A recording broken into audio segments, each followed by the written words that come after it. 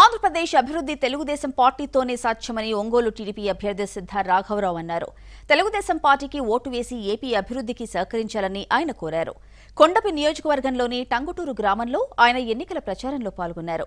టంగుటూరులో Kondapi TDP అభ్యర్థి స్వామితో కలిసి ఆయన రోడ్ షోలో పాల్గొన్నారు. ఈ సందర్భంగా తెలుగుదేశం పార్టీని మరోసారి అధికారంలోకి తీసుకురావాలని ప్రజల్ని కోరారు. ఒక పద్ధతి ప్రకారం ఆయన అభివృద్ధి చేసుకుంటూ వస్తున్నాడు. వారికి అవకాశం ఇస్తే ఇవన్నీ కూడా పూర్తి చేసి భారతదేశం కాదు ప్రపంచ దేశాల్లో ఆంధ్రప్రదేశ్కి ఒక గౌరవం తీసుకునే ఉద్దేశంతో పనిచేస్తున్నారు. ఈరోజు అభివృద్ధి కానీ సంక్షేమం కానీ ఒక పెద్దపీట వేసి పనిచేస్తున్నాం.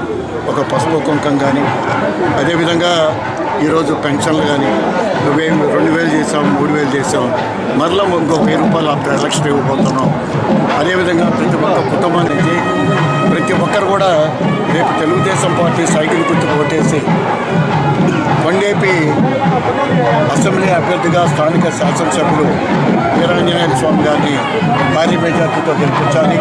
అదేవిధంగా నన్ను కూడా ఎంపీ అభ్యర్థిగా భారీ మెజార్టీతో గెలిపించాలని, అదేవిధంగా ఏదైతే ఈ కార్యక్రమాన్ని ఇక్కడ ఏర్పాటు చేసిన లోకల్ నాయకులందరూ కూడా మనస్ఫూర్తిగా అభినందనలు తెలియపరుస్తూ నేను సెలవు తీసుకున్నాను.